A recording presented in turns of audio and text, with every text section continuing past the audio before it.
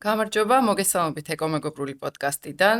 დღეს ვისაუბრებთ ისევ გარემოს დაცვაზე და ნარჩენებთან დაკავშირებით, რა თქმა უნდა, და ჩვენი სტუმრები არიან ბატონი კონსტანტინე ხაჭაპურიძე, გარემოს დაცვითი ექსპერტი და ბატონი მურმა პატარაია, ბიოდიზელ საქართველოს პარტნიორ დამფუძნებელი. სწორად თქვი? მართველი პარტნიორი. მართველი პარტნიორი.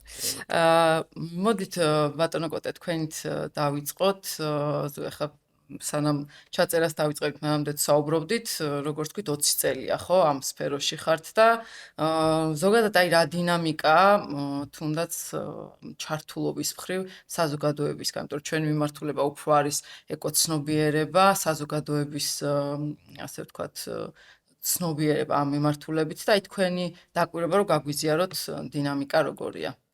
პირველ რიგში დიდი მადლობა მოწვევისთვის, მივესალმებით თქვენს მაყურებლებს, მოგესალმებით და ამ აღნიშნულ ძალიან მნიშვნელოვანი პროექტია თქვენი, ვინაიდან აი ზუსტად ეხლა რაც მეუბნებით ამ 20 წლის განმავლობაში ამ ანალიზის საფუძველზე ერთადერთი პრობლემა რაც ყველაზე მნიშვნელოვნად გადის, ეს არის ცნობიერების ამაღლება ჩვენ სფეროში. ამიტომ ზუსტად ესეთი პროექტები ძალიან მნიშვნელოვანია ჩვენ სფეროში.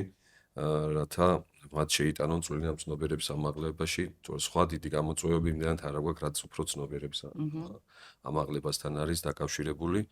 ზოგადად უფრო ამ ნაწილში, რასაც ახლა აქტიური ნაწილი ქვია 2005 წლიდან პირველად უკვე ევროკავშირის მოკლედ მოთხოვნის საფუძველზე თავის დროზე, ანუ შეიქმნა გარემოს დაცვის ინსპექცია, პირველი სახელმწიფო კონტროლი რაღაც დაიწყო და სხვათა შორის გამიმართლა და მოხვდი ამ ძალიან კარგ კომპანიაში და საკუთრივ დაწესებულება იყო მაშინ ძალიან დაგვეხმარა მაშინ ევროკავშირის ექსპერტები და არაერთი ტრენინგი გაგვივლია სხვადასხვა ქვეყნებში და გვინახია თუ როგორ ხორციელდებოდა ეგ სახელმწიფო კონტროლზე მაგ ამ შემთხვევაში საუბარი აი პირველი უფრო რა მიმართულებები იყო? ნახეთ როგორ არის ზოგადად რა არის რა მოკლედ პირველი მნიშვნელოვანი საკითხი რა არის ხო?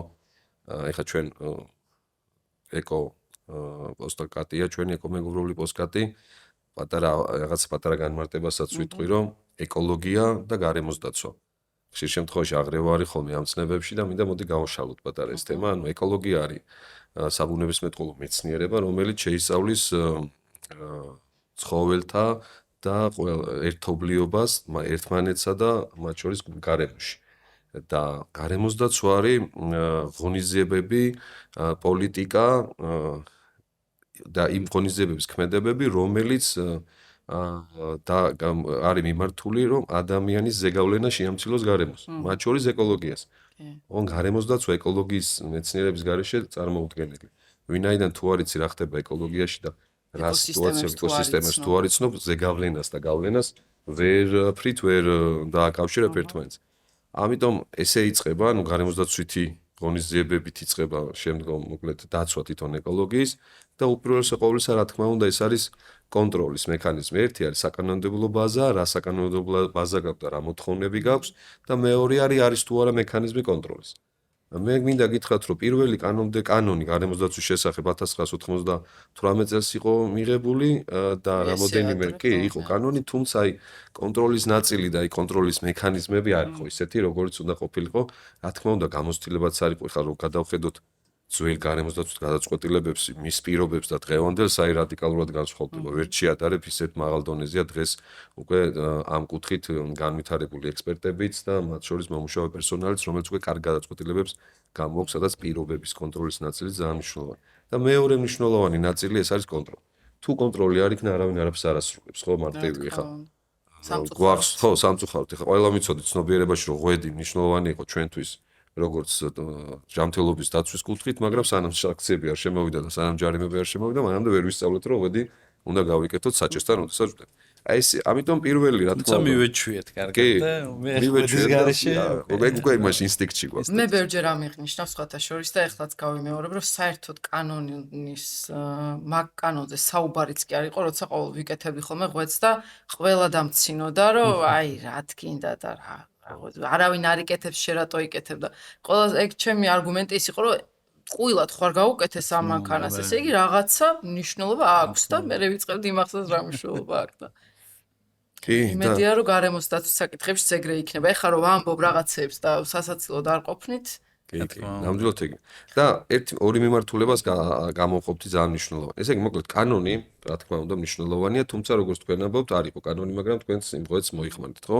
ანუ ეს არ იყო ცნობიერების ნაწილი, როდესაც შეგნებული ადამიანმა იცის თუ როგორ უნდა გადადგას შემდგომი ნაბიჯები და ის რო ეხა გარემო არ უნდა დააბინძრო და ელემენტარული ნარჩენები არ უნდა დაყარო ბუნებაში, ამას არ უნდა კანონი, მაგრამ ყოველ შემთხვევაში მოკლედ საჭირო გახდა და თურმე უნდა. ერთია კანონი, ძალიან მნიშვნელოვანია, მეორე ძალიან მნიშვნელოვანია კანონახსრულება, რომ ეს კონტროლი განხორციელდეს და კონტროლი მოხდეს, რომ მოკლედ მიიღოს ის საზოგადოება და საზოგადოების დონემდე დავიდეს, რომ ეს არ შეიძლება დასჯადია და ყველაზე მნიშვნელოვანი აი ამის კანონის ახსრულებაში ეს არის ცნობიერების ამაღლება. ვინაიდან ცნობიერების ამაღლების გარეშე და თუ ადამიანმა ვერ გაიგო რატო არის დასჯადი და თუ ადამიანმა ვერ გაიგო რისთვის ჯი, მისთვის შეიძლება ის მტერი აღმოჩნდეს პირიქით გარემოს. მაგრამ მე მსჯიან და ეს ანუ აი იმიტომ ეს თუნდაც მაგიტომ თავიდანვე ვთქვი რომ მნიშვნელოვანია თქვენი გადაცემა, იმიტომ რომ ცნობიერების ამაღლება ყველაზე დიდი საკითხია ჩვენ სფეროში. აი მე მაგალითად მახსოვს ესეთი მაგარი ფაქტი და როდესაც ტრენინგებს ვატარებ ხოლმე სულ მყავს მაგალითად რომ სკოლამდელში უნდა მოხდეს, რა თქმა უნდა, პირველ რიგში ეს ცნობიერების ამაღლება, ნარჩენების მართვიდან დაწყებული ყველა ის გარემოსდაცვის ღონისძიებები, თუ რა ზეგავლენა შეიძლება მოვახდინოთ ყველა ჩვენთაგანმა, ის ეგრეთ წოდებული ნაკვალევი ჩვენი გარემოსდაცვით, ხო, ეს უნდა დაიწყოს სკოლამდელი სკოლა და შემდგომ ეს, რა თქმა უნდა, აბსოლუტურად ფიქრობ, რომ გადატეხავს ამ ცნობიერების ნაწილს.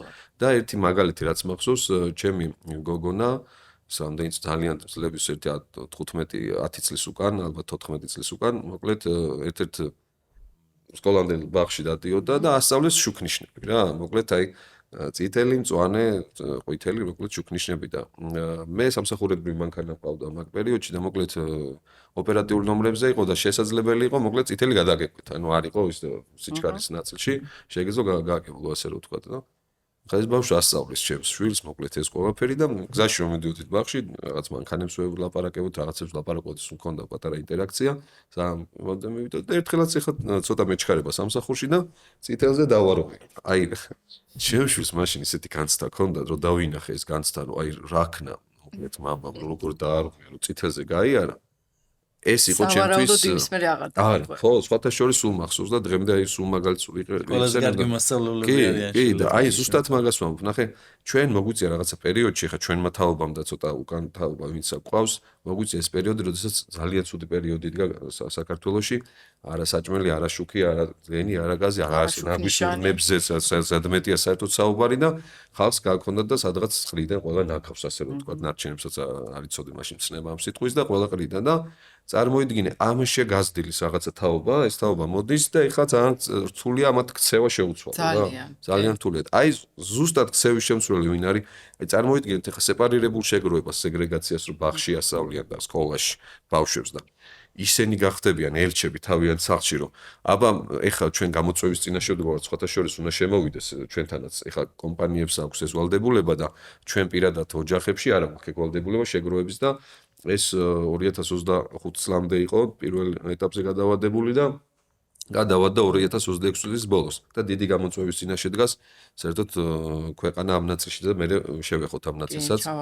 კი ბატონო, ჩავარღვევთ, მაგრამ ზუსტად ეს არის, ხო წარმოიდგინე პატარა შემოდის სახლში და ის ცდილობს დაიწყოს ნარჩენების სეგრეგაცია, სეპარირება ამ შემთხვევაში და შენ ის რომელიც ძველ პერიოდში ხარ გაზრდილი ამას უყურებ, მოგწონს აქტიობა და რა ქმედებით იწყებ, ხო შენც უკვე აყვები, ასე რომ ვთქვა. და ყველაზე და მისი ქცევის მაგალითი არის და შენი მაგალითია და აი ეს პერიოდია, თორე ხა ახალ თაობას რომელიც ახლა მოდის, მაგათ ეს პრობლემა რა თქმა უნდა არ აქვს, იმიტომ რომ ეს ახალი თაობა უფრო გაცნობიერებულები არიან, უფრო მეტი იციან, თუმცა აქ არ შეიძლება მოდუნება ეს უწყვეტი გარემოსდაცვითი განათლება უნდა იყოს მუდმივი, მაგრამ უწყვეტი გარემოსდაცვითი განათლება რომ არ გქონდეს ჩავარდნა რა. და განვითარდეს ასაკის მიხედვით, ხა როგორც ვთქვათ, ბაღში რა თქმა უნდა სხვა ლექსიკით და სხვა განხრით აუხსნი ამ თემას და მე ნელა უფრო კიდევ ეხლა რომ გადავიდეთ ბიოდიზელზე, ძალიან საინტერესო არის.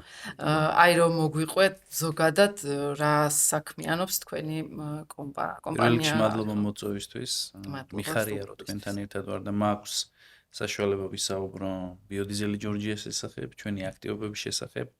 ჩვენი პროექტების შესახებ, რომელსაც უკვე ვახორციელებთ 2017 წლიდან მოყოლებული და უკვე გვაქვს იმის რესურსი, რომ განვახორციელოთ კიდევ და უფრო ასე ვთქვათ მნიშვნელოვანი პროდუქტები. რითი დავიწყეთ, ალბათ ყველას საინტერესო ეს არის. დავიწყეთ იმით, რომ გადავწყვიტეთ, რომ გამომდინარე ესეთ ევროპული პრაქტიკიდან, რომლის შესახებაც გარკვეული ინფორმაცია გვქონდა, საქართველოში გადაგვეჭრა ერთი მნიშვნელოვანი პრობლემა. და გარემოსდაცვითი კუთხით, ასე ვთქვათ, ერთ-ერთი მნიშვნელოვანი გამოწვევა და ეს იყო მეორეული მცენარეული საკვების ზეთების, რომელიც წარმოიქმნება ჰორეკა ბიზნესში, ამის, ასე ვთქვათ, სწორი მართვა. და სწორი მართვა ვიცოდით რა იყო, ეს არის მისი ტექნიკური მიზნებისთვის გამოყენება, ასე ვთქვათ, ხშირი კომუნიკაცია გვქონდა ევროკავშირის ქვეყნებთან, ჩვენს პარტნიორებთან, მათ შორის ესეთი შემთხვევაც იყო, რომ ერთხელ ავსტრიაში ვისხედით ერთ-ერთ კაფეში და შნიცელს მივირთმევდით და იქ უცებ რაღაც კარი გაიღო, შემოვიდნენ ფორმაში გამოწყებილები, ასე ვთქვათ, თანამშრომლები ლოგისტიკის შესაბამისი აღჭურვილობით, თუნუქის, ასე ვთქვათ, ჰერმეტულად ხო დახურული მცირე კასრებით და ძალიან ისე მშვიდ და წყნარად, უჩუმრად შემოვიდნენ და ესე გავიდნენ. მიუთანს ვეკითხები, რომ მეთქი რა გუნდია, რა ჯგუფია, რა ქმედება ჩაიდი, რა უნდოდაც მეთქი და ეს used cooking oil-ი, ეს მეორეული მცენარეული საკვების ზეთი გაიტანესო და მეთქი რა დანიშნულებდა. ამაში პირველად გაიგეთ საერთოდ რა თუნდაც ბიოდიზელი წარმოება ამისთვისო და ჩვენო ვალდებულება გვაქვსო, რომ და რაღაცა იქიდან ეს წამოვიდა, ასე ვთქვათ, ეს შემდგომი ინსპირაციები და ამის განვითარება და რა თქმა უნდა ხა საქართველოში დავიდეთ და ეს ძალიან საშიში არისო რა.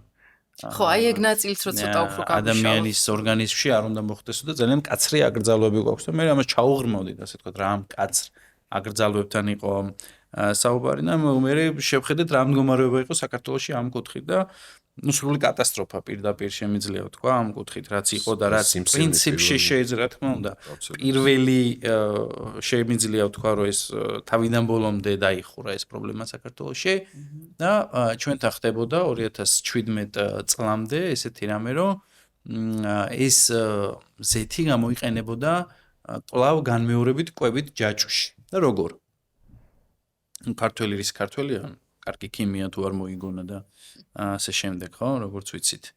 მოკლედ კომბინირებული საკვები რო დამზადდეს, რომელიც შემდგომ უნდა მიირთვას, ასე ვთქვათ, ცხოველმა, ფრინველმა, თევზმა და ცხოველებისთვის და ფრინველებისთვის. სამეურნეო, ასე ვთქვათ, ფერმერული საქმიანობისთვის, მოდი ესე ვთქვათ, ამ კომბინირებულ საკვებს ჭირდება რო დაგრანულდეს ზეთის შესაბამისი მოწყობილობიდან ზეთში დამუშავება, რომ ეს ეგრეთ წოდებული გრანულატორს ეძახიან, რომ შეიკრას, ხო, ის კატოსებრი ფხვიერი მასაა და საწყის ეტაპზე და მას ჭირდება დამუშავება სპეციალურად, რომ ეს ასე ვთქვათ, შეესხუროს და შემდგომ შეიკრას როგორც გრანული და ამისთვის უნდა გამოიყენო მოკლედ ჩვეულებრივი ზეთი რა, ერთი სიტყვით რო ვთქვათ, ძალიან მოკლედ და მარტივად და ის რაც ასე ვთქვათ ჩვენ მივირთმევთ ყოველდღიურ ცხოვრებაში, ხო? გამოვიყენებთ სხვადასხვა ასე ვთქვათ კერძების მოსამზადებლად თუ ასე შემდეგ, ცივად თუ ცხლად. და იმას აქვს თავისი ფასი, რომ შეიძინოთ ამ დიდი რაოდენობით მოგეხსენებათ. ხშირ შემთხვევაში იყო პერიოდი, რომელიც 6-7 8 ლარიც კი ღირდა და ასე შემდეგ, ხო? მინიმალური ფასები ესეა ეხლაც, ანუ 5-6 ლარი დასევით. და ნუ ამ დროს მიდიხარ, ასე ვთქვათ, დახალქვეშ მოელაპარაკები არაფორმალურ გარემოში პირობითად ჰორეკა ბიზნესის წარმომადგენელს, იხდი ლარს, 6 ლარის ნაცვლად და წამლავ მთლიან საქართველოს. გააზრებულად თუ გაუაზრებლად, მოდი ესე ვთქვათ, ამ დეტალებში არ შევიდეთ, მაგრამ ეს ხდებოდა და წარმოიდგინეთ ის რაოდენობა, რა რაოდენობასაც ჩვენ ვაგროვებთ მთლიან პერიოდის განმავლობაში, მთლიან ადამიანის ორგანიზმიდან გვაქვს ამოღებული. აი, რამდენია ეს სხვადასხვა? დაახლოებით 2 მილიონი ლიტრი გროვდება წლის განმავლობაში და წარმოიდგინეთ ეს რაოდენობა, ნედლეულის ეს რაოდენობა თავიდან ბოლომდე ადამიანის ორგანიზმში ბრუნავდა. ერთს დავამატებ იცი რა ნაწილში. ეხლა ეს რო არის კომბინირებულ საკვებზე საუბრობს, მაგრამ ეს კომბინირებული საკვებიც ხო ეხლა არ არის ისე რომ 10-20 წელია მიმდინარეობს. ეს ახალი დაწყებულია და მანამდე რა ხდებოდა? იცი, მანამდე ღვრიდან პირდაპირ საკანალიზაციო. ეგ უკვე მეორე პრობლემა რა. ეს იყო პირდაპირ იწამლებოდა მდინარეები, ცალკე გამწმენდი ნაგებობას ზიანდებოდა, რომელსაც უნდა გაეწმოდა. წარმოიდგინე, საშინელება ხდებოდა ეს ისეთი მასაა, მოკლედ, რომ აი აბსოლუტურად ყველა სისტემა ამის წყალანინების სისტემებში, საკანალიზაციო სისტემებში, ნიადაგში პირდაპირ სახით, ასე ვთქვათ, მოხვედრარი, სრული კატასტროფა, არ შეიძლება, აკრძალულია. ჩინეთის მაგალითზე გეტყვი, რომ კრიმინალია, ანუ ჩინეთის кейსი არის კრიმინალი, მაგათი კვების, ასე ვთქვათ, რაციონით სწორედ აი ამ განსაკუთრებით ეს ეგრეთ წოდებული ფასტ-ფუდების ნაწილი სწორედ დიდი რაოდენობით ზეთში და მოკლედ იმდენად ეს ბრუნდებოდა ადამიანის ორგანიზმში, ჯერ მის გამოყენებასაც თავის ნორმები აქვს, ხო, pH-ი უნდა ამოწმო, იმიტომ რომ ის რო გაცხელდება და გაცივდება, ხა კარგად მოგიხსენებათ განსაკუთრებით ქალბატონებს ხო, რომ ხა კვერცხი რო შეიწובה პირობითად მომბობ ერთ ტაპაში ან კარდო, იმავე იმაში არ წვალ, ხო, ის უნდა გამოიცვალოს. ფრიტიურის აპარატებში. რა თქმა უნდა, ის რო გაცივდება მაღალი ტემპერატურიდან უკვე რო და ის ასე ვთქვათ, მისი სამუშაო სიცოცხლის უნარიანი ფაზა დასრულდება და ციმდგომარე, იმის კვლავ გაცხელება არ შეიძლება და მე შემხოდრია ასე ვთქვათ, მოწოდებული ობიექტებიდან, ეგრეთ წოდებული ჰორეკა ბიზნესიდან ნედლეული ზეთი, რომ ბიოდიზელიც კი არ გამოსულა. შავი არა, ნაჯახით იყო გასაჭრელი, ბოლოს იმ დონემდე უკვე ეს იყო გამოყენებული და არ ვიცი, რამდენი წლის გამოცა რომ შევეკითხეთ ერთ-ერთ ობიექტს, ანუ საერთოდ არ ვცვლით, უბრალოდ ვამატებთ ძალიან რო გაშევდა. ჩვენ ვალდებულება არ გაქვთ რომ ამ დროს სურსათის სააგენტოს მიაწოდოთ ჩვენ ჩვენი მაღალი სოციალური პასუხისგებლობიდან ჩვენ ამ ბიზნესს უყურებთ როგორც არა მხოლოდ ბიზნესს, ადამიანები ვინც ვართ შეკრებილები, ეს იქნება ასე ვთქვათ გუნდი ბიოდიზელი ჯორჯიასი თუ დამფუძნებლები ამ საქმეს, რომელიც ძალიან ძიმე საქმეა, წუწუნი არ გამომივიდეს, ასე ვთქვათ, არ მიყვარს ხოლმე, მაგრამ ძალიან ბინძური და მძიმე ბიზნესია. მთელ სოფლიოში ესეა და მძიმე ბიზნესები, ზოგადად ნარჩენების მართვა, ყველანაირი ტიპის ნარჩენი, არ არის მარტივი, მithumetes არ არის მარტივი იმ პირობებში, რა პირობებში ჩვენი ქვეყანაა და საქართველოში ეს ორმაგად რთული საქმეა, ისევ ცნობიერებას ჩვენმა მეგობარმა როგორც აღნიშნა, გამოწვევები რაც გვაქვს ამ მიმართულებით და აი ცნობიერებას ვიმუშავეთ, როგორ იცი, ამასაც მინდა შევეხოთ, აბსოლუტურად სრულად ვიზიარებ თქვენს მოსაზრებას ამასთან დაკავშირებით და რა თქმა უნდა ეს უწყვეტი პროცესი უნდა იყოს და ეს უნდა გრძელდებოდეს და აქ არ უნდა იყოს ჩავარდნები და ასე შემდეგ აბსოლუტურად გეთანხმებით და აი როგორი მიდგომა გვაქვს ეხლაც მათ შორის და აი რატო მაგალითად მივახციეთ გარკვეულ წარმატებას და შედეგებს ამ მიმართულებით რომ მაგალითად ნედლეულის მოწოდებაზე ესეთი სამსახური გვაქვს შექმნილი რაღაც ესეთი call-ცენტრის ტიპის ის აწყობილი, რომ მუდმივი ზარები და მუდმივი კომუნიკაცია, მუდმივი საუბარი და ინფორმაციის მიწოდება აბსოლუტურად ყველა დონეზე, ეს იქნება სატელეფონო, ეს იქნება სხვა საკომუნიკაციო არხები, დაწყებული ელექტრონული პოსტიდან დამთავრებული სოციალური ქსელებით, რომ აი ეს ესე უნდა მოხდეს, ეს ესე უნდა გაკეთდეს, ის არა მარტო ის, რომ რაღაც კანონი გრძალავს და რაღაცა მოვა ეხა ვიღაცა ვიზია და რაღაცა და იმას დაგაჯარიმებს და დაგტუქსავს და მათ შორის საუბარი იმაზე, რომ ესე არ უნდა მოხდეს, ესე არ შეიძლება ეს ადამიანის ჯანმრთელობის იმის სახსნა ის რა თქმა უნდა ჩვენ ქვეყანაში აქ არის ჩვენი ოჯახი შვილები გარემო აქ ვიღვიძებთ აქ ვიძინებთ და შესაბამისად ამაზე უნდა ვიზრუნოთ ჩვენ რომ ჩვენზე იზრუნოს შემდგომ ამ გარემო ხო ძალიან მარტივია და აი ამ მუშაობამ მთელი ამ 8 წლის მე-9 წელია უკვე რაც ოპერირებთ შეიძლება ითქვას საკმაოდ მნიშვნელოვანი შედეგი გამოიღო და მე გეტყვით რომ სადღაც 95%-იანი ამოღება გვაქვს რაც აი ეს დღეს რო კომპანია იხსნება ჰორეკა ბიზნესში რომელსაც პოტენციურად შეიძლება წარმოექმნას მაგალითად მეორეული მცენარეული საკვებზე და მან უკვე იცის რომ არსებობს ბიოდიზელი ჯორჯია კიდე სხვაებიც არსებობენ შემგროვებლები ხა ჩვენ შემგროვებელ მწარმოებლები ვართ ასე ვთქვათ და ნუ ზოგადად ამის ასე გადაღვრა, ჩაღვრა, ნიადაგში, წყალარინებაში, იმაში არ შეიძლება და ეს უნდა მიაწოდოს. თავიდან ბოლომდე თქვენი ასე ვთქვათ ძალისხმევით მათი გაცნობიერების შედეგია თუ რამე ვალდებულება აქვს? ვალდებულებაც არის და მე გეტყვი რომ ძალიან კარგად აყვა ეს DCFT-ის ფარგლებში გაწერილი იყო თავის დროზე, როცა ხელი მოეწერა საქართველოსა და ევროკავშირის შორის ხელშეკრულებას და იქ იყო ესეთი ჩანაწერი რომ ბიზნეს ოპერატორი რო გაჩნდება სახელმწიფომ ხელი უნდა შეუწყოს იმას რომ ბიზნეს ოპერატორმა მოახერხოს ნედლეულზე ხელმისაწვდომობა ერთის მხრივ და მეორეს მხრივ ჰორეკა ბიზნესი ვალდებული იყოს რომ აღნიშნული ნედლეული თუ მათთვის ნარჩენი ჩვენთვის ნედლეული აუცილებლად უნდა ჩაბარდეს სერტიფიცირებულ კომპანიას. ჰასპმაც ხელი შეუწყო. რა თქმა უნდა, თუმცა ჰასპის ჰასპამდე იყო დანერგვაც, 600 მეხუთე დადგენილება, ყველაზე მსხვილი დოკუმენტი, სადაც კარგად არის გაწერილი კულინარიული ცხიმების მართვა და თუ როგორ უნდა მოხდეს, ასე ვთქვათ,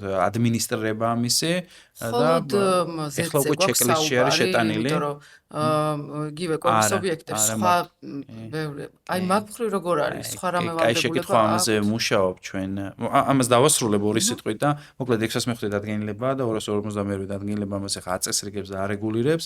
გაწერილია თავიდან ბოლომდე მოდი ვთქვათ, სახელმწიფო კონტროლის მექანიზმები, ჩეკლისტები მომზადებულია, გადამზადებულია სოციალური სააგენტოს თანამშრომლები და შესაბამისად აღნიშნული ნაწილი, როცა სახელმწიფო კონტროლი ხორციელდება რომელიმე ჰორეკა ბიზნესში, იქ ერთ-ერთი შეკითხვა არის, სადმე გაქვს ეს ნარჩენი და მიკვლევადია თუ არა ის, მარტო ის კი არა, რომ აქ მიმაქვს და აქ დამთავრდა ყველაფერი და რაღაცა ლეგენდა მოყავს. კონტროლის მექანიზმი რამდენად მნიშვნელოვანია.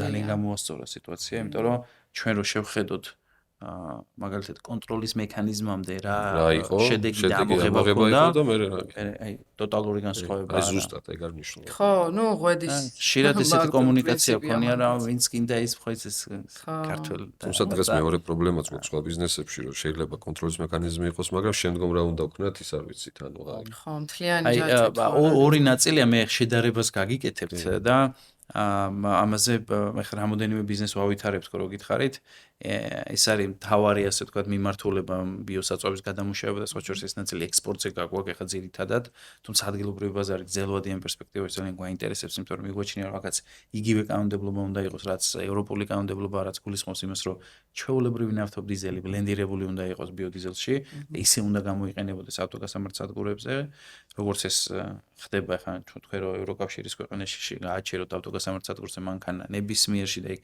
გამართოთ თქვენი ავტომობილი თუ დიზელის ასე ვთქვათ რავი ეგ მე ცალკე უნდა გადავიდეთ მაგ ნაწილზე ეგ ეს არის და აქ უბრალოდ გეტყვით რომ ხო აი ეს ჩემი კითხვა რაც იყო ეგ ძალიან მაინტერესებს რამე მაგ მიმართულებით თუ არის სიახლები ან რაღაც გეგმის დონეზე მაინც თუ არის რომ სხვა ტიპის ნარჩენი რაც წარმოექმნებათ ჰორეკა ბიზნესი ხო ან მაგალითად წარმოექმნება რა ეგრეთ წოდებული food waste და ორგანული ნარჩენი რაც ყველაზე მნიშვნელოვანია რატო ვერ განვითარდა ეს პროექტი საქართველოში? მე ამაზე ხშირად ვსაუბრობ და აი იყო ეგეც პროექტი. მინდა იცით საბჭოთა კავშირის დაშლის შემდეგ, ну, თითქმის 30 წლიან ისტორიაში ერთი ბიოდაიჯესტერი არ გაჩნდა საქართველოში.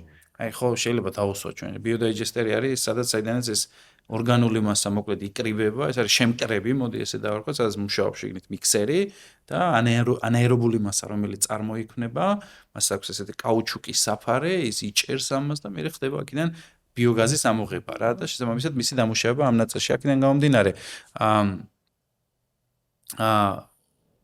რატო ბიზნესმა არ გადაწყვიტა ჩარეულიყო ამ პროცესში და რატო ბიზნესმა არ გადაწყვიტა რომ მიიღო მონაწილეობა ამ პროცესში დაინვესტირებინა ასე ვთქვათ იმიტომ რომ მსგავსი ტიპის ბიზნესებს რაც დაკავშირებულია ნარჩენების მართვასთან ცირკულარულ ეკონომიკასთან მწვანე ბიზნესთან აქვს რამოდენიმე ესეთი პრობლემა და სამი გამოვყოთ რა აქედან მაღალი საინვესტიციო მოცულობა, ანუ რაღაც ჩვეულებრივი იყიდე-გაყიდე ბიზნესისგან ძალიან განსხვავდება რა.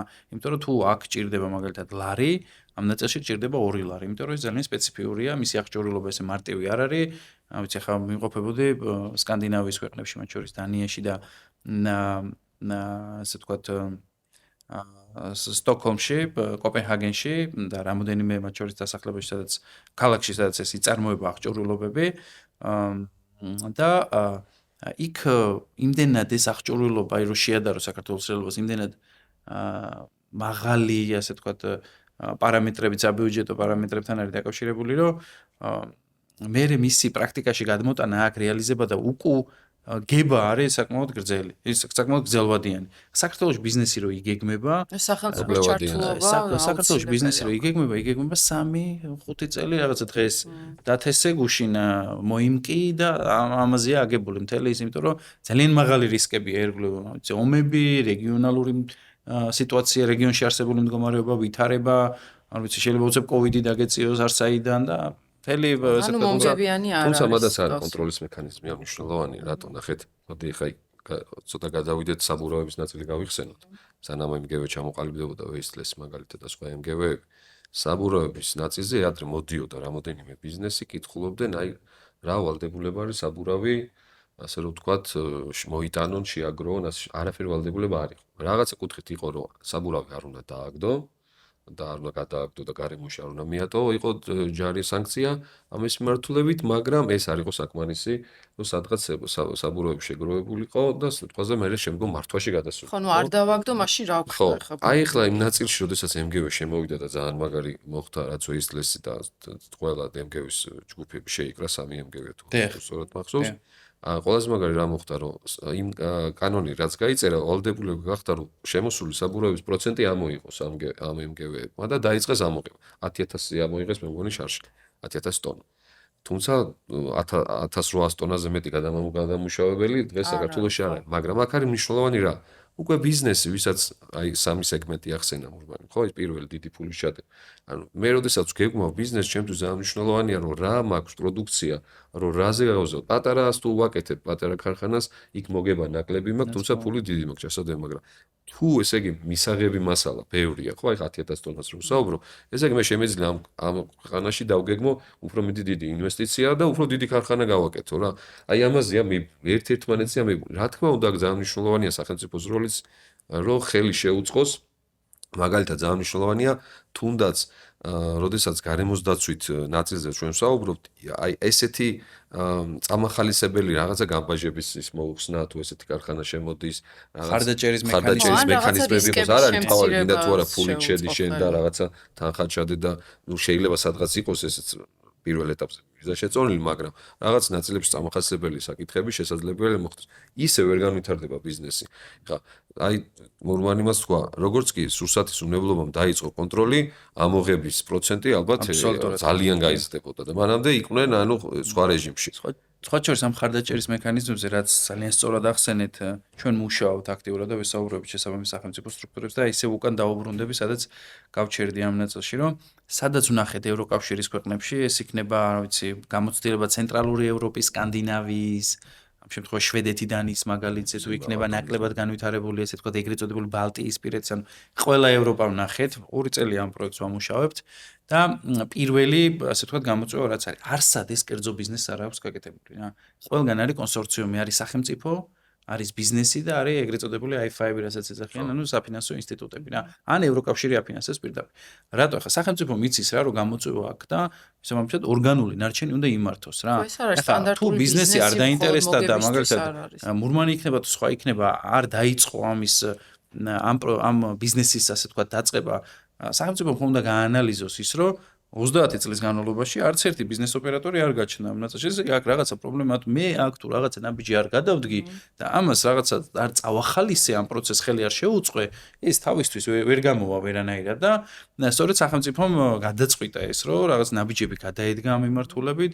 აქ არის უზარმაზარი ნაკელ ფონდი, რომელიც საერთოდ დღეს საქართველოში არ იმართება და ხო 2 თვის წინ და სკანდალები ქონდა მოგეხსენებათ კარგად. ანუ ევროკავშირის ქვეყნებში ნაკელი ნიადაგში პირდაპირ არ შედის. შედის იმ შემთხვევაში თუ ეგრეთ წოდებულ მოსასვენებელზე მემბრანაზე 80 დღე არის ის გაჩერებული. და ამ 80 დღეში რა არის ჩადებული, რომ კი ბატონო, აბსოლუტურად სწორია, რომ ის იმ ყველა დაავადება მოკლედ შიგნით ასე ვთქვათ მიკრობებიდან დაწყებული ყველაფერი ანულირდება და შესაბამისად რისკი იმისა, რომ ნიადაგში რამე სხვა ჩაღვრა და ხო და ძალიან ის არის. ამიტომ და მერე შედის ეს. ან პირდაპირ ბიოგასში შედის და ბიოგასში ყველაზე სწორი ეს არის რა. ხრივ რა ვიგულისხმეთ, მაგალითად მე და ჩემ მეგობრებს ბევრჯერ გქონია იდეა, რომ აი ამდენი ორგანული ნარჩენი, სულ რომ რაღაც არ ავაშენოთ, კომპოსტად მაინც ხო შეიძლება რაღაცნაირად გადავამუშაოთ და ყოველდღე რეკავენ ჰორეკა ბიზნეს, ჩვენ ხო ძალიან დიდი შეხება 3500 ბიზნეს ოპერატორს ვემსახურებით და აი ყოველდღე რეკავენ განსაკუთრებით ცხოველები და იქნებ რაღაცა დაიწყოთ, იქნებ რაღაცა გადაწყვიტოთ, იქნებ როგორ მინდა ეს კვების ნარჩენები ავიღოთ და წარმოიდგინეთ ლუდის ქარხნის ნარჩენები, რძის გადამამუშავებლის ნარჩენები, ეს იქნება ღვინის გადამამუშავებლის ნარჩენები, ცილის და იწვენების დამზადება, სადაც ხდება ტომატის და ასე შემდეგ პასტების დამზადება. ეს ყველაფერი მიდის მუნიციპალურ ნაგაზავში, რომელიც არის რეალურად ნედლეული, რომელიც შეგიძლია დაამუშავო, გაზი მოხსნა, გაზი ან ისე გამოიყენო, ან დააკონვერტირო ელექტროენერგიად, ჩვენ შემთხვევაში ელექტროენერგიაზე გვაქვს საუბარი, იგივე ნაკელი და ეს ყველაფერი გამოვიყენოთ იმისთვის, რომ დამატებითი განახლებადი ენერგია შემოვიტანოთ რა. აი, ერთ მაგალითს ახლა კვების ნაწილში გეტყვით, მაგალითად ახლა სადაც სუპერმარკეტებში არ უნდა შევიდეთ ჩვენ, მოკლედ ძის პროდუქტებზე რო ვისაუბროთ, აი იოგურტი, მაწონი, სმეტანა და სავსეა მოკლედ ხო? ანუ ეხლა ნახეთ როგორი რაღაცა.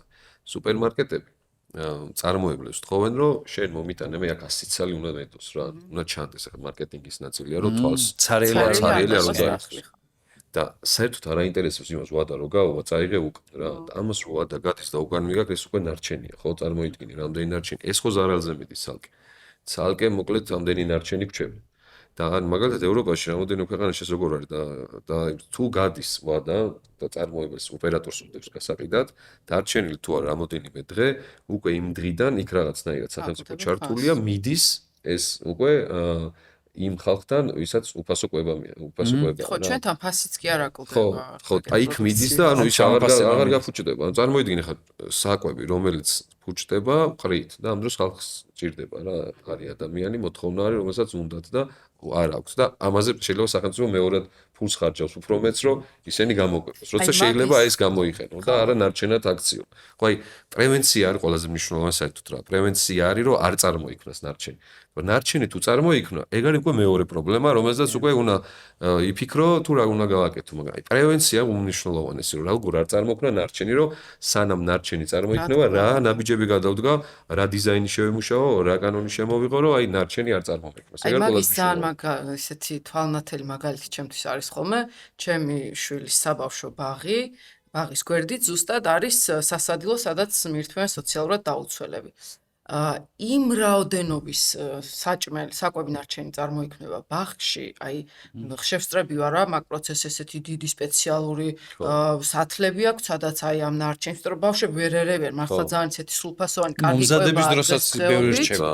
ხო, და თან აი ლოჯისტიკურადაც რო დაფიქრდე, ზუსტად გვერდით არის. ანუ ისიც არ გჭირდება, რომ რაღაცა ტრანსპორტირება გაუკეთო ამ საკვებს და ამ შემდეგ და პირდაპირ შეგიძლია ეს საკვები, აი სუფთად ლამაზად, მე არ საუბრობ ხა კონკრეტულად აი ბავშვმა რო ჭამ, ზოგი საერთოდ ხელს არ კიდევს, ისე მიდის პირდაპირ იმ სახლში რა ეს საჭმელი და შეგიძლია მარტივად ერთ A პუნქტიდან B პუნქტში იქვე გვერდით გადაიტანო. უბრალოდ აი ჩვენ რატომღაც ყველაფერს უფრო აი ვართხულებთ ხოლმე რაღაც, აი არ ვიცი ხა მე კონკრეტულად რა პროცედურებია მაგის ბიუროკრატია. თუმცა აი ნახე რა ყველაზე მნიშვნელოვანი, ხა ჩვენ ვსაუბრობთ პრობლემებს, ვახსენებთ დაახლოებით თუ აკეთებთ ანალიზსაც რომ ეს პრობლემა არის და ამიტომ არის და შემდგომ ვეძებთ სად არის პრობლემა, მაგრამ ხშირ შემთხვევაში ყველაზე დიდი პრობლემა საზოგადოების არის.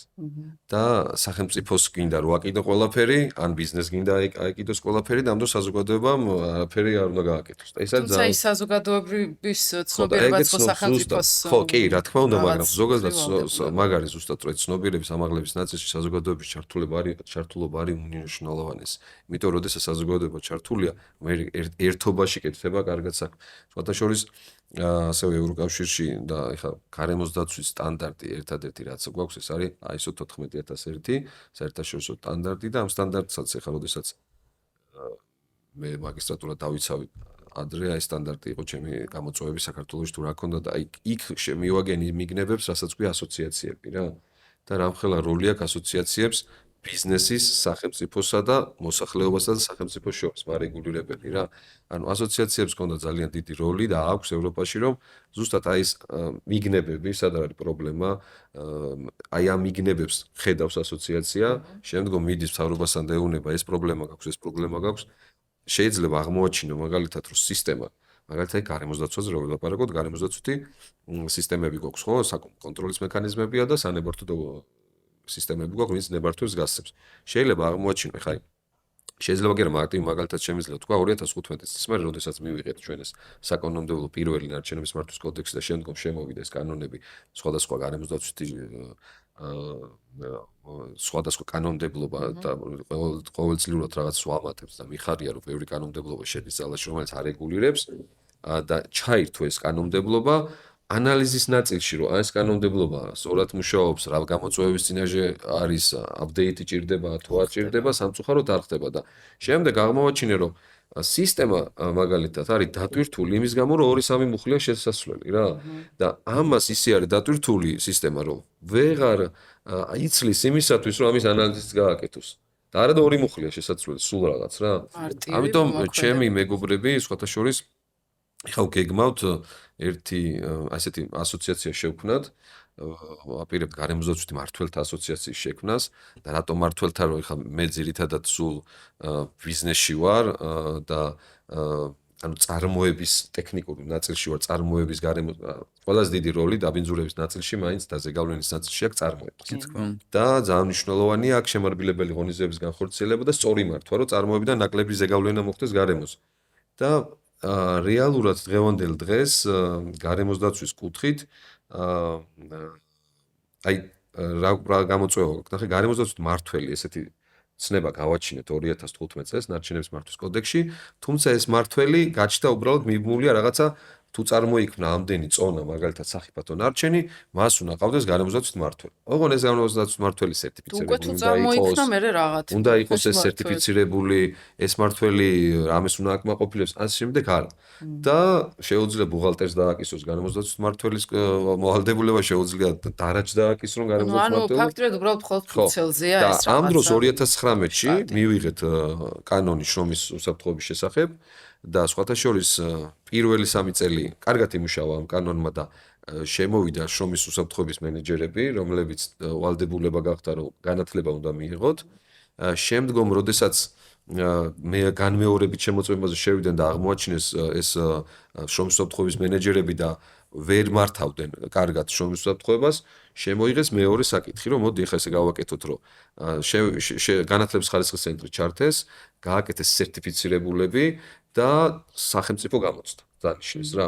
ანუ და რას ვამბობ? მე იმას ვამბობ, რომ ნებისმიერ სფეროში და ეხლა შრომაზე მოვყევი მაგალითად, მაგრამ გარემოსდაცვის სფეროში კომპანიაში თუ მუშაობს განათლებული გარემოსდაცვითი მმართველი, ჩათვალე 50% შესრულებული აქვს იმ ვალდებულების რა. რა ვალდებულებაც ძალიან ბევრ კომპანიებში ყოფილვართ, შევსრულვართ და საერთოდ არ იცოდნენ, რომ ეს ვალდებულება ქონდათ. მოწინავე კომპანიები ყოფილან თანხის პრობლემაც არ ქონიათ, რომ რამე ღონისძიებები განეხორციელოთ, მაგრამ ცნობიერების ნაწილი ნული, არავის არაფერი არ უთქვია, არავინ არ მისულა, არ შემოწმებია თავის დროზე და შესაბამისად იქცეოდა სხვანაირად. როგორც კი გაიგეს, როგორც კი გარემოსდაცვითი დამხმარებლობის დეპარტამენტში შევიდა და აჯარიმა, თქვათ ამ ნაწილში და შევიდა, მე უკვე მიხვდნენ რა იყო გასაკეთებელი, მაგრამ პრობლემა არის ბაზარზე, მოკლედ ამ გარემოსდაცვითი მმართველების იმიტომ რომ სერტიფიცირებული გარემოსდაცვითი მმართველები არ ყავს. გარემოსდაცვითი გადაწყვეტილებების თუნდაც სკრინინგის, კოპინგი და ზოგადად ეგრეთ წოდებული გეზეშის საკითხი ესეც სერიოზული გამოწვევა და ხშირად ესე ვამბობ ხოლმე, რომ მეთქი იმდენად დიდ გამოწვევას და ესეთ გეპს ხედავ, რომ ხა ამით რო არ ვიყოთ დაკავებული, შეიძლება რომ ამ საქმითაც კი დაკავდე, იმდენად მოთხოვნაა მნიშვნელოვანი კომიტეტი. ჩვენ რო გვაქვს ეს მოთხოვნა და ვხედავთ, რომ ბაზარზე ასე ვთქვათ, ნაკლებად არის კომპანიები, ვინც შეძლებენ, რომ ასე ვთქვათ, ეს დაკვეთა მიიღონ და შემდგომ ის ძალიან კარგად აღასრულონ, ესე ვთქვათ, სერიოზული გამოწვევა. ის რომ მომზადდეს შეთანხმება, რაღაცას რო აკეთებ, რაღაცას აშენებ, მაგალითად ეხლა ჩვენ სამი ტექნოლოგიური ცვლილება, რაც უნდა განახორციელოს, ან გააზარდოს წარმოება, ურმანი მაგალითად, ან რაღაცა დიზაინის შეცვალო გჭირდება, უკვე დოკუმენტი, სკრინინგ დოკუმენტი. და ამ დროს ნახეთ რა ხდება, ბაზარზე იყო საკონსტიტუციო ფირმები, გარემოსდაცვითი საკონსტიტუციო ფირმები და უკეთავდი, გაგიკეთებდა შენ შეითანხმებდა სამინისტრო და მოვიდა ზედამხედველობა და შეუსაბამობა აქვს რა. ანუ აქ პრობლემა სხვა ერთიან სისტემაში არ იყო. არა, ერთიან სისტემაში არა. არ იყო, არ ქონდა მას იმდენი ცნოდნა განათლება, რომ ოდესაც მივიდა მურმანის კომპანიაში და შეამოწმა, ეს ტექნიკურად კარგად გაიარა და სუსტად გადაეტანა დოკუმენტაცია და წარედგინა. ანუ შეხო კვალიფიკაციის პრობლემა. თუმცა კვალიფიკაციის ნაწილში ნახე როგორ არის, როგორც კი სახელმწიფოში მოთხოვნა გაიზარდა, სახელმწიფოს სკრინინგის და გარემოსდაცვითი ნებართვების გეზეშის დეპარტამენტში მოთხოვნა გაიზარდა, საკონსტიტუციო კომპანიებს დაეთხოვა. თუ იყო მაგალითად 50 საკონსტიტუციო კომპანია შემცირდა, იმიტომ რომ ამათი სკრინინგები აღარ აკმაყოფილებდა მოთხოვნებს და ამან უკვე გამოიწვია ხო ხარისხის აწევა და მათ შორის ძებნა უკვე სპეციალისტების და ბაზარზე დაიწყო ამის მოთხოვნა ძალიან კარგი. ხო და აი იმას დაუბრუნდები რატომ გავაკეთეთ გარემოსდაცვის მმართველი თქო, რატო გვინდა ასოციაცია გაიყოს გარემოსდაცვის მმართველთა, რომ ეს მმართველების ქსელია წარმოიდგინეს საქართველოში, გვინდა რომ იყოს სერტიფიცირებული გარემოსდაცვის მმართველები, გვინდა რომ შემოვიტანოთ იგივე რაც შრომის უსაფრთხოების ნაწილში არის გაკეთებული იგივე ანუ სამთვიანი იქნება ეს გზელი კურსი და განათლებას მიიღებს თავიდან ბოლომდე გარემოსდაცვის მმართველი და შემდგომ სერტიფიცირებული გარემოსდაცვის მმართველის დანიშვნის ვალდებულება უნდა გაუჩნდეს კომპანიებს, ეს უკვე შესრულებული საქმეა და რა თქმა უნდა ასოციაციას ექნება ზუსტად ის გამოწვევებზე, რაზეც ჩვენ ვსაუბრობთ შემდგომ ანალიტიკის გაკეთება და იმ ანალიზის საფუძველზე თუ რომელიმე კანონმდებლობაში პრობლემაა მის და დასახვა. ხა წარმოიდგინე საქართველოს მასშტაბით ამდენი კომპანია, ამდენი 1000 კომპანია და მმართველები მუშაობენ და მათ მიერ მოწოდებული ინფორმაცია თუ რომელიმე კანონი რატო უშლის ხელს. და ამის გაანალიზება რა მაგარია რომ ამ ინფორმაციას მზად მიუტან პირდაპირ სახელმწიფოს და ეტყვი რომ აი ეს პრობლემა გვაქვს ამ კანონში ეს არის ხო და აი ესე შემდეგ ანუ ამიტომ ძალიან კარგი გეკითხვა სამუშაო ხო ძალიან ბევრია ამ ნაწილში მაგრამ აი ყველაზე მთავარი მაინც ისევ დაბრუნდები განათლების ნაწილია და უწყვეტი განათლების ნაწილი რა გარემოსდაცვის კუთხით და ეს ზომიერების ამაღლება რა მურმან ეხლა რომ გადავიდეთ ყვების ნაწილს დავასრულებ ხო მარ შეუშალე მეგობარს ხელი იგი ბოდიში არა ანუ ეს ნარჩენი მოკლედ ყველა სწორი გადაწყვეტილება ამ ნარჩენის მართვის არის ბიოგაზის ეგრეთ წოდებულ food waste-ზე და ორგანულ ნარჩენებზე მაქვს საუბარი ყველაზე სწორი მისი მართვა არის მისი ბიოგაზში გამოყენება როგორც ნედლეულად და შემდგომ ბიოგაზის გამოყენება როგორც განახლებადი ენერგიის, კიდე საბოლოო დანიშნულებით ეს არის ელექტროენერგია და ასე შემდეგ. მოკლედ ამაზე მუშაობთ 2 წელია აქტიურად სახელმწიფომაც საკმაოდ მნიშვნელოვანი კმედითი ნაბიჯები გადადგა ამ ნაწილში, მუშაობთ კონსორციუმზე, მუშაობთ ემისიების გაყიდვის თემაზეც და ემისიებით ვაჭრობის თემაზე და კლიკთან გვაქვს ხელშეკრულებაზე ხელი მოწერილი ეს არის შვეიცარიული კომპანია, სახელმწიფო კომპანია და საქართველოს ზოგადად ორ ქვეყანასთან აქვს ემისიებით ვაჭრობაზე ხელი მოწერილი, ეს არის შვეიცარია და იაპონია, ჩვენ ავირჩიეთ ხა ჩვენი გეოგრაფიული ლოკაციიდან გამომდინარე გვეთანამშრომლა შვეიცარიასთან და რაც გულისხმობს იმას, რომ ხვალ რო ბიოდიზელის ბიოგაზის საწარმო გაჩნდება იქიდან დაზოგილი ასე ვთქვათ ემისიები, ანაერობული მასების რაც მოიხსნება, ასე რომ ვთქვათ, უკვე შვეიცარიის სახელმწიფო კომპანია შეისყიდის მას და ესეც გარკვეულწილად საინვესტიციო ნაწილს დააბალანსებს, სადაც 50-60%-ით. რომ გამოვიყენოთ უფრო ეფექტური არ იქნება თუ რა ვაჭრობის ნაწილში ერთი რა შეუძლია რომ ქვეყანამ გამოიყენოს როგორც აღებული ვალდებულების ნაწილში ემისიების შემცირებას, რა თქმა უნდა, ნაწილობრივ ეს ქვეყანა ჩაითვლის მას მაგრამ ახლა საუბარი გვაქვს რომ ბიოდიზელის ნაწილში უფრო ჩაითვალოს სამიმართულება, თუმცა ეს ვაჭრობის ნაწილი ევროკავშირთან, ასე ვთქვათ, იქნება გარკვეული ნაბიჯი იმისთვის, რომ საინვესტიციო ნაწილი, ასე ვთქვათ, ამით დააბალანსო, როგორც აღნიშნე, ვიცი, ეხლა რუსეთ-უკრაინის ომის შემდეგ ეს პროექტი უფრო ასე ვთქვათ, გაძვირდა, მოდი ასე ვთქვათ, იმიტომ რომ თუ ერთი დაიჯესტერი ღირდა დაახლოებით 2.5 მილიონი евро, დღეს ის მისი ფასი არის 4.5 მილიონი евро დაახლოებით და რატო? იმიტომ რომ და ეს რა რაოდენობის ევროკავშირის, ну, სადღაც საქართველოში დაახლოებით 4 დაიჯესტერი გჭირდება, ну, ხა ერთითაც რო დაიწყოს სერიოზული გადაწყვეტილება, რომ მითო გჭირდება რომ მაგრამ ეს გეოგრაფია ხა ამ ბიზნესს კიდევ რა აქვს, რომ ეს ყოველთვის უნდა გაკეთდეს ახლოს, რაიმე ახლა მაგალითად გერმანიაში ვიყავით ფერმერთა ასოციაციასთან ერთად, ჩვენ პარტნიორები ვართ ამ პროექტში, რომელიც გერმანიის განათლების სამინისტრომ დააფინანსა და ფერმერული მეურნეობების ნარჩენების მართვის, ასე ვთქვათ, საუკეთესო პრაქტიკებს და გერმანულ პრაქტიკებს გავიცანით და რამოდენიმე ქალაქში ვიყავით დაახლოებით 1 თვის წინ და ნახეთ ფერმერები როგორ თავის ნარჩენს მართავენ. აბსოლუტურად ყველა ფერმერს თავისი ბიოდაიჯესტერი აქვს.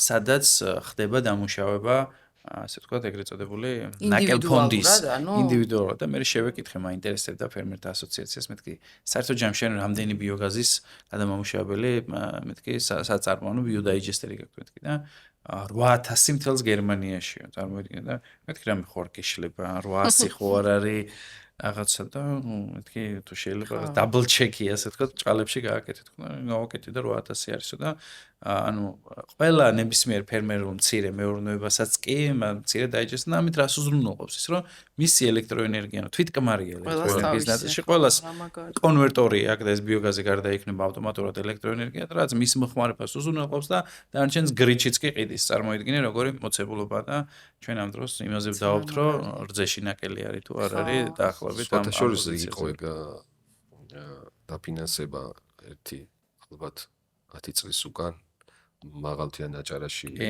არაინდუსტრიული აქ ინდუსტრიულზეა საუბარი აქ არ არის საუბარი იმაზე რომ რაღაცა კი სვანეთშიც იყო რაღაც მცდელობა და ეს რაღაცა GIZ-მა სადღაც წერტილოვანი რაღაც ინტერვენციები გააკეთეს მაგრამ აქ საუბარი არის რაზე რომ მაგალითად მთელი ჰორეკა ბიზნესის ნარჩენია იყო და წარმოიდგინე ხა იგივე თქვენ რო აღნიშნეთ ასე ჰიპერმარკეტებში და სუპერმარკეტებში კვლევა ჩავატარე და აი ყველაზე პატარა სუპერმარკეტში დღის ნარჩენი იქ სადაც ხილბოსტანი არის და ასე სხვა პროდუქტები არის დაახლოებით 300 კილომდეა და წარმოიდგინე ჰიპერმარკეტებში ეს არის შეიძლება ტონა 2 ტონა 3 ტონა და ასე შემდეგ 5 ტონამდეც კი იყოს ეს ნარჩენი ამას ადმინისტრება ჭირდება და აქ პირდაპირ მუნიციპალურ ეგრეთ წოდებულ ბოქსებში მიდის მათ მუნიციპალურ და წარმოიდგინე ეს ნედლეული ესე ხელიდან გვეცლება შეიძლება ითქვას და მეორე ზიანდება გარემო რა სხვათა შორის შემდგომ ყველაზე დიდი პრობლემა მუნიციპალური ნაგავსაყრელის დახურვის შემდგომ აი ზუსტად ეს წეთი ნარჩენია მე 25 წელი უწერია მას დახურვის პერიოდში კიდე ექსპლუატაცია სჭირდება და შეიძლება მის აი ეს 25 წელი კიდე გაიზარდოს ვინაიდან შენ ესეთ ნარჩენებს იქ ყრი და ანუ არ მართავ მურმან ზეთის თემას რო გავყვეთ ანუ ბიოდიზელის საქმიანობაში ანუ შეგროვდა ეს ზეთი და აი მერე რა ხდება და რა პროცედურებს გადის ეს რო ავხსნათ ჩვენი მაყურებლის ძალიან საინტერესოა ჩვენი კომპანია არის შემგროვებელი და მწარმოებელი და მათ შორის სერტიფიცირებული ევროკავშირის ბაზარზე რაც იმას ნიშნავს რომ ჩვენი პროდუქტები ნედლეული თუ საბოლოო პროდუქტები თავისუფალ რეჟიმში შეგვიძლია მოვაქციოთ მოვახვედროთ ევროკავშირის ბაზარზე ყოველწლიურად კომპანია გადის სერტიფიცირებას რა ძალიან მძიმე და ასე ვთქვათ მაღალბიუჯეტური პროცესია და ამ ეტაპზე ყავს ძალიან კარგი პარტნიორები ესპანეთში, პორტუგალიაში, ნიდერლანდებში, გერმანიაში და სწორედ მათთან ერთად ან მათ ქარხნებში ვამუშავებთ ბიოსაწვავს მათ შორის ესეთი მიმართულებაც გვაქვს რომ მის ასე ვთქვათ ევროკავშირში წარმოებული ბიოსაწვავი გარკვეულწილად საქართველოშიც კი გამოვიყენოთ და ძალიან მნიშვნელოვან პროექტებს ვიწყებთ მსხვილ საერთაშორისო კომპანიებთან რომლებიც საქართველოში ოპერირებენ და ასე ვთქვათ აქვთ საკმაოდ ამბიციური გეგმა იმის რომ ემისიები შეამცირონ და გამონაბოლქვი და მათი მწვანე პოლიტიკები ასე თუ გაცხადებული პოლიტიკები აქვთ და შესაბამისად ამ კომპანიაზე იქნება ლოჯისტიკური საპორტო თუ ასე შემდეგ მომსახურე კომპანიები რა თქმა უნდა ბიოსაწვავს თავაზობთ და უკვე აღნიშნული ასე თქვა წარმატებული მაგალითები გვაქვს და ამაზე ძალიან მალე დავიწყებთ უკვე ასე ვთქვათ მზეზე გამოტანას ამ ინფორმაციის ერთის მხრივ თუმცა ძირითადი ნაწილი ეს არის ევროკავშირის ბაზარი თუმცა ასევე დავამატებ რომ ადგილობრივი ბაზარი არის ძალიან საინტერესო ჩვენთვის და მნიშვნელოვანი როგორც ეკონომიკური თვალსაზრისით ასევე ეკოლოგიური თვალსაზრისით იმიტომ რომ გვაქვს ამბიცია რომ ქვეყანაში სადაც ამიერკავკასიაში პირველი გადამამუშავებელი საწარმო საქართველოს შეიქმნა და აქ უკვე რაღაც კმედეთი ნაბიჯები გადაიდგა და პირველი ასე ვთქვათ ლოკომოტივი გაიჭრა ამ ნაწილში არის ჩვენთანაც ანუ შესაძლებელია გადამუშავება ჩვენ ვართ გადამამუშავებელი კომპანია ჩვენ ბიოსაწარმოს ვაწარმოებთ საქართველოში პირველი საწარმო ჩვენ ჩამოვიტანეთ მანუალური ასე ვთქვათ უკრაინული დანადგარები ეს იყო 2017 წელს ჩვენ ბიოსაწვავს ვაწარმოებთ ადგილზე და შესაბამისად ნაწილობრივ ვამუშავებთ, რასაც ვერ ვამუშავებთ, იმას ევროკავშირში ვამუშავებთ. სრულად ვერ ამუშავებთ. ხო, ну, იმიტომ რომ ხა მისი მასშტაბი არის მარტო შეგროვებული ნედლეულიზე არ არის საუბარი. ჩვენ ძალიან აქტიურად მუშაობთ იგივე სხვა ნედლეულებზე, შემოგვაქვს ასე ვთქვათ, სხვადასხვა მცენარეული ზეთები შეგადამუშავების თვალსაზრისით სხვადასხვა ქვეყნებიდან, მათ შორის ძალიან აქტიურად მუშაობთ რაფსის კულტურის განვითარებას საქართველოში, ეგრეთ წოდებულ კანოლაზე და ჩვენ რამდენიმე 10 ჰექტარი გვქონდა დათესილი საქართველოში და ამ პროექტსაც ვავითარებთ ახლა, რომ აი ეს მიღებული ნედლეული ასე ვთქვათ დაიწურო საქართველოში დაიწრიტოს ეს ნედლეული, დაიწნეხოს და ზეთი გამოვიყენოთ ტექნიკური მიზნებისთვის, ხოლო ის ანარჩენი მასალა რაც არის, ასე ვთქვათ, გამოვიყენოთ ცხოველებთა კვების მიმართულებით და ფერმერული მეურნეობის ნაწილში. ეს ძალიან ისეთ მასშტაბური ხედვა გვაქვს რა, მარტო ნარჩენის ხედვა არა გვაქვს, არამედ რისი ათვისებაც შეიძლება ქვეყანაში და რაც ხელი შეეწყოს, ამასაც ვავითარებთ, ასე ვთქვათ. ამიტომ არის რაღაც რაოდენობები რაღაც პერიოდის განმავლობაში, რომელიც ძალიან დიდია და შესაბამისად მას ადმინისტრება ჭირდება. თუმცა აქვე მეორე ინფორმაციას გეტყვით, რომ ვაზიანში შევიძინეთ დაახლოებით 2 წლის წინ ტერიტორია, სადაც რომელსაც ქვია Green Hub-ი, ეგრეთ წოდებული მწვანე hub-ი და საბოლოო ჯამში ჩვენი ყველა ბიზნესის, რომელიც ახლა სხვადასხვა ტერიტორიაზე არის თბილისთან ახლოს, მოქცეული ერთ ტერიტორიაზე უნდა გადავიტანოთ და შესაბამისად ამიტომ დავარქვით მას ეგრეთ წოდებული მწვანე hub-ი. იქ არის აბსოლუტურად ყველა რესურსი იმისთვის, რომ ტერიტორიული თვალსაზრისითაც მოეწყოს, არის ჩიხი, არის ყველა ის საჭირო ასე ვთქვათ, სარკინიგზო ჩიხზე მაქვს საუბარი, არის ყველა ის ინფრასტრუქტურული ნაწილი მზად და მზადება დანარჩენი, იმისთვის რომ საბოლოო ჯამში დიდი ესეთ ტერიტორია დამოუკიდებელი სივრცე, რომელიც იქნება ერთის მხრივ თვითკმარი, მეორე მხრივ განახლებადი ენერგიების მაგენერირებელი და ყველა, ასე ვთქვათ, გარემოსდაცვითი პროექტი და ცირკულარული და მწვანე ეკონომიკის პროექტი რაც გვაქვს, ერთ სივრცეში მოვაქციოთ, სხვა შორის ეს იქნება ერთ-ერთი უნიკალური პროექტი არა მარტო რეგიონში, არამედ მთელი მსოფლიოს მასშტაბით, იმიტომ რომ ჩვენ ახლა ბიოდიზელის, ბიოგაზის და მინერალური ზეთების ამაზე არ გვისაუბრია, წარმოებლის გაფართოებული ვალდებულების ფარგლებში რა მინერალური ზეთებიც გროვდება, ეგრეთ წოდებული ინდუსტრიული ზეთები, ყველა მოდის კომპანია Alter Waste-ში. ეს არის ჩვენი ერთ-ერთი შვილობილი კომპანია, ბიოდიზელი ჯორჯია, ასე ვთქვათ, Kolga ორგანიზაცია არის, ჰოლდინგია და ჰოლდინგის ფარგლებში, როგორც აღნიშნე, რამოდენიმე ბიზნესს ვავითარებთ თქო და სწორედ Alter Waste არის, რომელიც მინერალურ ზეთებს აგროვებს. ნაწილობრივ ვამუშავებდით, თუმცა ახლა არა, ახლა მთლიანად ექსპორტზე გაგვაქვს, იმიტომ რომ ხო, როგორც ვიცი, ძალიან დიდი რაოდენობით არ არის, ხო და ხო, მუშაობთ აქტიურად. აქ შავი არაფორმალური ბაზარი, ეგრეთ წოდებული მძლავრობს და ჩვენს წინა ეპიზოდში გქონდა ამ თემებზე საუბარი. მაგალითად, თუ შესაძლებელია რომ ქვეყანაში 10,000 მეტრული ტონა შეგროვდეს წლის ჭრილში, ჩვენ დაახლოებით 2-დან 3,000 მეტრულ ტონამდე ვაგროვებთ, იმიტომ რომ არ ვიცი, ამ ნაწილში რაც ხდება, იქ ხო დავძლიეთ ამ სცენარეული ზეთების ნაწილში და აქ იმდენად ეს ისტორიულად ფესვები აქვს, მოკლედ გადგმული, გათბობაში გამოყენება, იმ დღეს გაგიზიარებთ ფოტოებს, რომ წარმოიდგინეთ, პური ცხვება მთელ დასავლეთ საქართველოში, ხუმელებით, რომელიც არის გახურებული მინერალური ზეთებით და მასში 8,000 ppm-ი არის დაახლოებით გოგირდი შემადგენლობა. პირდაპირ სიმსივნეა, სრული ამ ის რომ იწვება მის დაწვაზე მინერალური ზეთების გამოყენებულზე მაქვს საუბარი, აი ეს მანქანის მოტორებიდან, გადაცემათა კოლოფიდან თუ დანამოდის მის დაწვაზე ევროკავშირმა თქვა, არის, არ ვიცი, მგონი ევროკავშირის ქვეყნებმა 40 წლის წინ. ანუ ყველაზე სწორი პროცესი არის რეგენერაცია, ანუ კვლავ აღდგენა, ეგრეთ წოდებულ Virgin Oil-ში მისი შერევა და კვლავ ლუბრიკანტებად ანუ იმ დონეზე მისი დამუშავება, რომ ის კვლავ წარმოებაში ჩაუშვა და ისევ გამოიყენო როგორც ლუბრიკანტი და თუ ეხა არ მუშავდება ბოლო-ბოლო ინსინერატორი, რომელიც ის აღრი აღჭურვება. ხო, მაშინ ფილტრების გავლით და ესეც ძალიან ყველაზე მძიმე ბოლოგზა, ისეთი, რომ ის ფილტრის კარტრიჯიც უნდა აკონტროლო როგორ და ხო, მაგრამ და ყველაზე ძვირიანი გზა მათ შორის რომ მეთანხმებით. მისი დაწვა არ არის ახლა ესე და ის ფილტრები როგორ მდგომარეობაში უნდა იყოს და ასე შემდეგ. ჩვენ რას ვაკეთებთ? ჩვენ დიზელში ურევთ, ვაბევრებთ და აქაც ის შავი გამონაბოლქვი რაც რო გვინახავს დიზელის ავტომობილებზე, თქვენ მარტო გონიათ რომ უხარისხო დიზელის პრო არა. ეს არის ზუსტად დიზელში შერეული ეს მინერალური ზეთი, მისი გაბევრების მიზნით, ეს განსაკუთრებით ძველ ტექნიკებში და ეს არაკეთილსინდისიერი მეწარმეები ამას აკეთებენ და შესაბამისად, ხა თუ ღირს დიზელი 3 ლარი, აგერ შეურევ 50 თეთრიან თუ არადნაყიდ და შესაბამისად ამას გაყიდებ, რომ ხო, ეს მეგონია რომ ერთი კარგი რაც მოხდა რომ როგორ მოხდა ეგ ამბავი. ერთი კარგი რაც მოხდა რომ აღარ ღურიან ამ ზეთებსაც ღურიდნენ იმაში რა ქვია. ხშირი ზუსტად საკანალიზაციო ქსელში და რა ვიცი, ნიადაგებს აბიძურებდნენ და მდინარეებში და ეს საკითხი მოგვარდა. იმიტომ რომ თვითონ ზეთს ფასი დაედო. და მეორე გამოწვევა ეხა რასაც მოვანი ამბობს ეს გამოწვევა, რომელიც რა თქმა უნდა აქ კომპლექსურ მიდგომას საჭიროებს, იმიტომ რომ აქ როგორც ეხა ეგ ინფორმაცია არ მქონდა, მაგრამ როგორც ხედავ, რამოდენიმე ის უნდა ჩაერთოს კონტროლის მექანიზმი, ერთი სახელმწიფო სტრუქტურა არის, ანუ თქვათ აქ სურსაც შეიძლება ჩაერთოს არემზაცის დაბადების დეპარტამენტთან ერთად, როცა ასეთი სიტუაცია იქნება რა.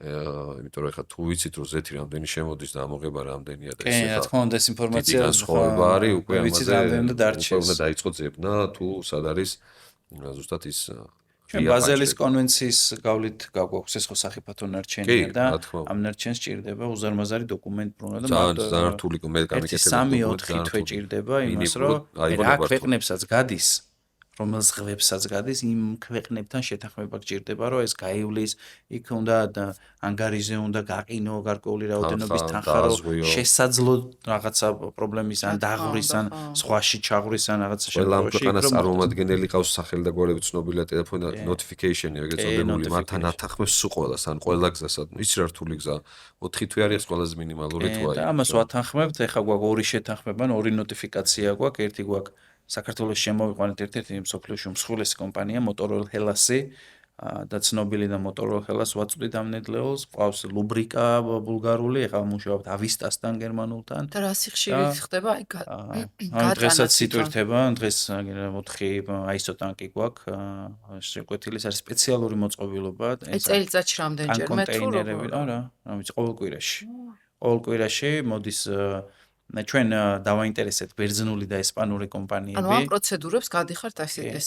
თქვენ ამბობთ დოკუმენტ ბრუნვას, დოკუმენტ ბრუნვას გადიხართ წელიწადში ერთხელ, ხო, დატვირთვა ხდება ყოველ კვირაში. რომელ ქარხანაში მიგაქვს? იმ ქარხანას აქვს თუ არა ამ ნარჩენის გადამუშავების კოდი, რამდენი აქვს წარმადობა, შენ რამდენი გაქვს, ერთ გატანაზე რამდენი უნდა გაიტანო და შემდგომ ყოველ გატანაზე ვალდებულები არიან დოკუმენტი ატვირთონ და ახალი notification თავიდან ხო? კი და ის რომ ამოიწურება, მე უკვე ახალი დოკუმენტ ბრუნვა უნდა დაიწყო და ასე შემდეგ. ხალხი ამდენ შრომს და აქ ვიღაცა უცებ და პრობლემა რა არის იცი და ამზეც და იმდენად სიმართლე გითხრა ეს უფრო სოციალური ხედვა გვაქვს ამ ბიზნესში, იმიტომ რომ იმდენად მარჟაზეც კი არ არის საუბარი. წარმოიდგინეთ ვერასოდეს ფინანსებით ვერ შეებრძოლები არაფორმალურ ბაზარს, გამორიცხება არაფორმალურ ბაზარს უნდა კანონით და ასე ვთქვათ კონტროლის მექანიზმებით უნდა ესაუბრო და ცნობიერების ამაღლებით მათ შორის ეს არის ორი საუკეთესო გამოსავალი.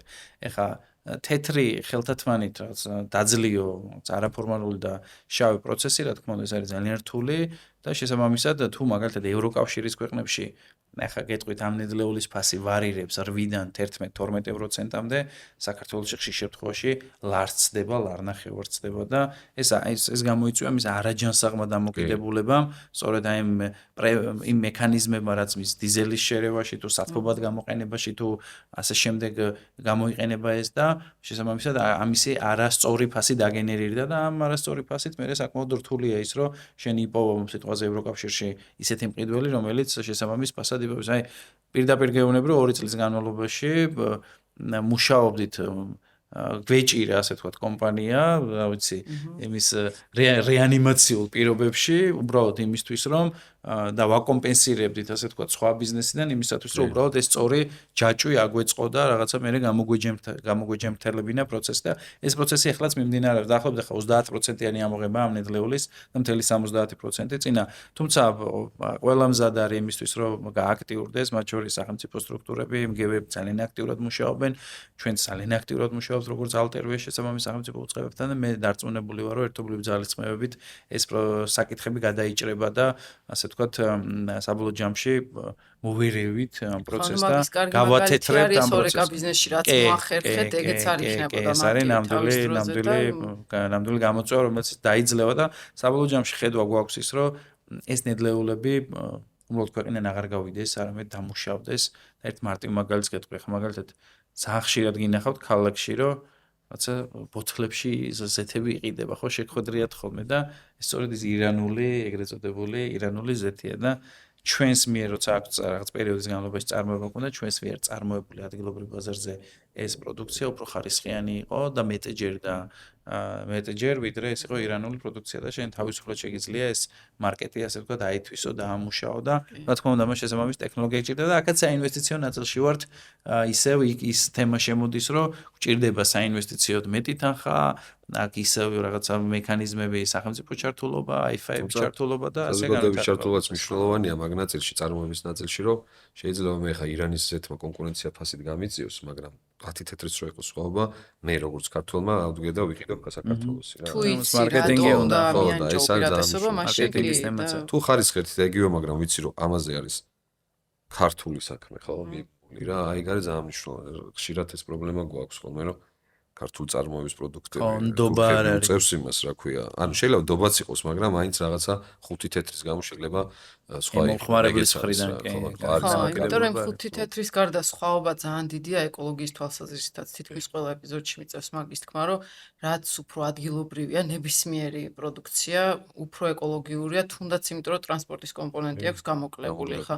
და ბიუროკრატიულადაც ახლა რა პროცედურებიც აღწერეთ, ხო, აი იმ რაღაცა ექსპორტისთვის, აი მაგასაც თავიდან ირიდებდა, ან მოკლედ ყველა ვარიანტში და ადგილობრივი სამწუხარო წელიწადში ერთხელ იგივე იმის გავლა გიწევს, ნუ ეს დაწყერია, მაგრამ ნუ მაგრამ საჭირო. ეგეც დაზღვევის მექანიზმია მაინც და ნუ სწორი ახლა ეს პროცესი რა თქმა უნდა, ხა. კონტროლოდ არ უნდა გაედინებოდეს და არ უნდა რა შემოედინებოდეს. თქმა უნდა, მithmeць როცა საშიში ნარჩენთან გვაქვს საქმე, ძალიან დიდი მადლობა, ბევრი რამე იყო კიდე რასაც გვინდოდა საუბარი, თუმცა გვექნება შესაძლებლობა. კი და წარმატებები თქვენ საქმიანობაში, იმიტომ რომ ორივე ისეთ საქმიანობას ეწევით, რაც არა მარტო ჩვენი ქვეყნისთვის შეიძლება ესეც ითქვას, რომ ეს ეკოლოგიის პრობლემები ზოგადად მსოფლიოს პრობლემებია და ყველა თუ ჩვენ პატარა რაღაცა წყვილს შევიტან თამაში, მოკლედ ძალიან კარგ საქმეს გავაკეთებთ. დიდი მადლობა სტუმრობისთვის. ერთ რამეს ვიტყოდი, რჩევა მინდა, ძალიან კარგი პოდკასტია და მომწონს და ჩემი რჩევა იქნებოდა რაღაცნაირად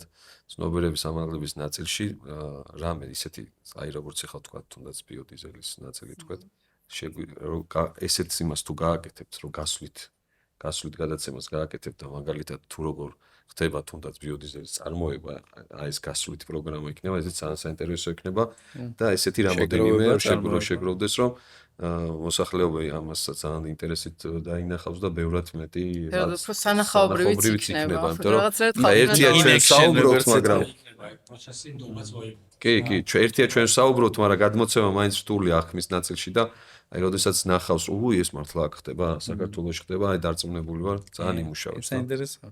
კი, კარგი აზრია, მადლობა ნამდვილად. ინტერესისთვის და ყოველთვის მზად ვართ რომ ვისაუბროთ მოგვიწევს ჩვენი კიდევ პროექტების პროექტების დროს. მადლობა, ნახვამდის, ვემშვიდობები ჩვენს მაყურებელსაც, კარგად ბრძანდებოდეთ.